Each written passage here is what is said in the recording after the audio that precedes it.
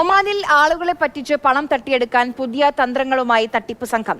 വ്യാപാര സ്ഥാപനങ്ങളിൽ നിന്ന് സാധനങ്ങൾ വാങ്ങിയ ശേഷം പണം നൽകിയെന്നും ബാക്കി തുക തിരിച്ചു നൽകണമെന്നും ആവശ്യപ്പെട്ടാണ് തട്ടിപ്പ്. തട്ടിപ്പുകാർക്കെതിരെ ജാഗ്രത പാലിക്കാൻ വ്യാപാരികൾക്ക് പോലീസ് നിർദ്ദേശം നൽകി.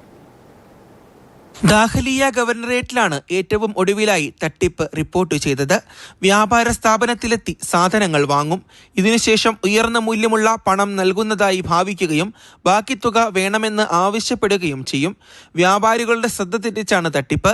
പണം നൽകിയില്ലെങ്കിൽ വ്യാപാരികളോട് തട്ടിക്കയറുകയും ബഹളം വയ്ക്കുകയും ചെയ്യും. നിരവധി കടകളിൽ സമാന തട്ടിപ്പ് നടത്തിയ 2 പേരെ പോലീസ് കഴിഞ്ഞയിടയ്ക്ക് അറസ്റ്റ് ചെയ്തിരുന്നു. പിടിയിലായ പ്രതികൾ അറബ് രാജ്യക്കാരാണ്. പണം നൽകിയിട്ടില്ലെന്ന് തിരിച്ചറിഞ്ഞ വ്യാപാരികൾ പോലീസിൽ പരാതി നൽകിയതിനെ തുടർന്നായിരുന്നു അറസ്റ്റ്. വടക്കൻ ബാത്തിന ഗവർണറേറ്റിലും ഇതിനു സമാനമായ തട്ടിപ്പ് റിപ്പോർട്ട് ചെയ്തിരുന്നു. സൊഹാറിലെ കഫയിൽ ജോലിക്കാരിൽ നിന്നും സാധനങ്ങൾ വാങ്ങിയ ശേഷവും തട്ടിപ്പിന് ശ്രമിച്ചു.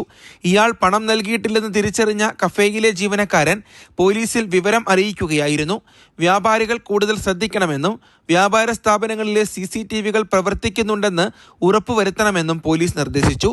Mathrubhumi news, Muscat.